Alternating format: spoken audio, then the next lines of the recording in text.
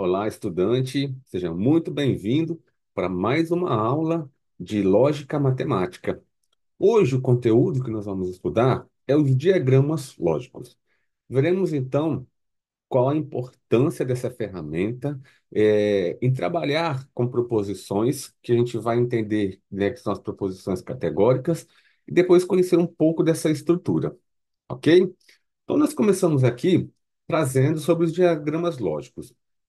Os diagramas lógicos nada mais são do que uma estrutura que vai nos auxiliar dentro da lógica matemática, né, que é o RLM, que é o raciocínio lógico matemático.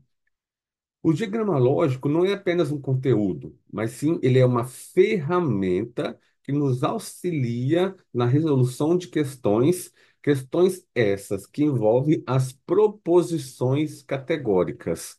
Mas aí você pode estar se perguntando assim, mas até agora a gente não falou nada sobre proposição categórica. O que seriam então essas proposições categóricas?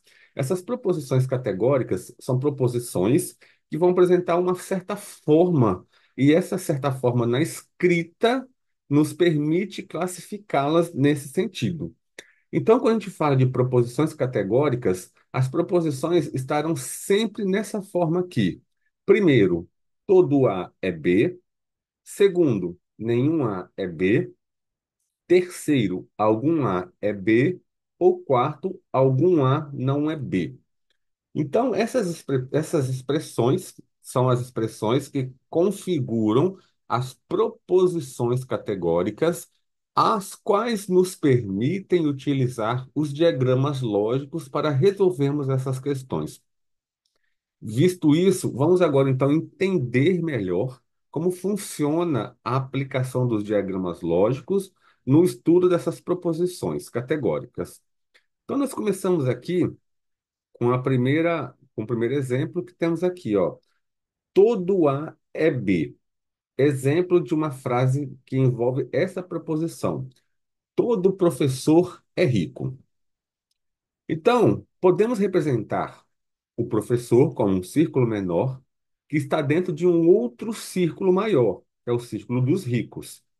Formalmente, podemos dizer que os professores são um subconjunto dos ricos.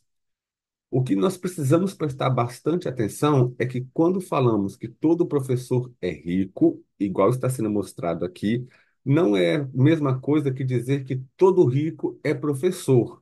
Então, a ida funciona, mas a volta da frase não quer dizer o mesmo sentido.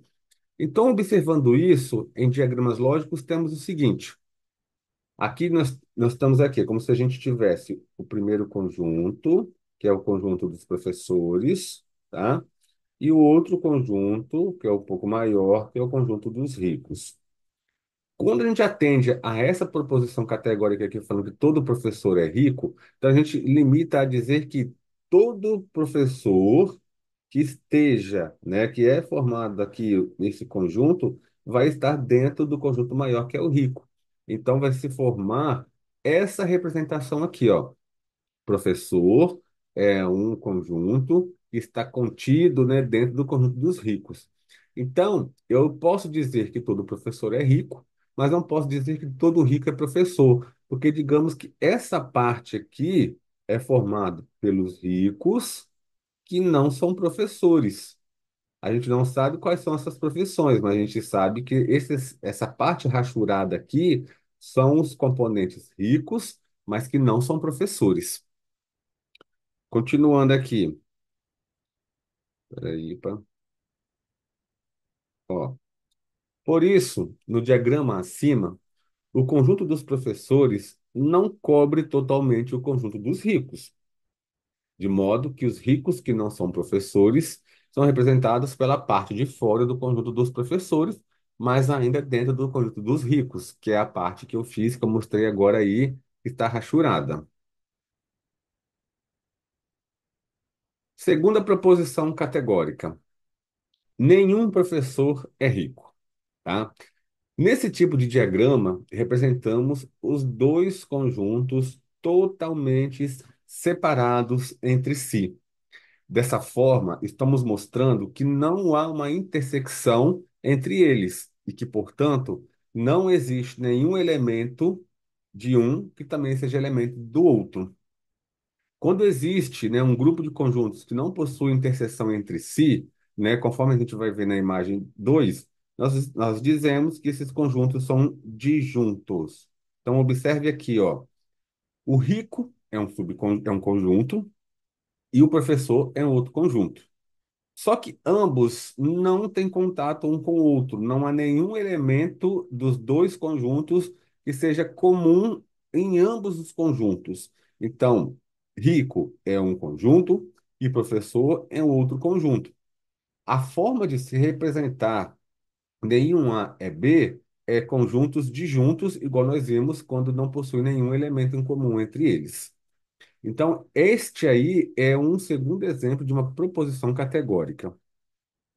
A terceira proposição categórica é o caso algum A é B. Observe assim o exemplo. Algum professor é rico.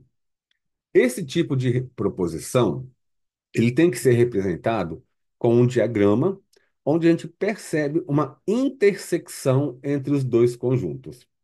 É exatamente nesta intersecção que ocorre, né, que há indícios que existem elementos, né, do conjunto professor e também do conjunto dos ricos, sendo então um elemento comum a esses dois conjuntos. É o que a gente observa na imagem 3. Observem aqui que quando a gente fala que algum A é B,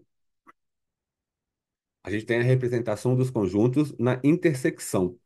A intersecção é que está representando essa proposição categórica, porque quando fala que algum A é B, quando a gente fala que algum professor é rico, a gente tem a dimensão de que parte de elemento do professor faz parte faz parte do conjunto do rico. Então, essa é a representação da terceira proposição categórica, tá? Que a gente fala que algum A é B, tá? E temos, por fim, algum A não é B.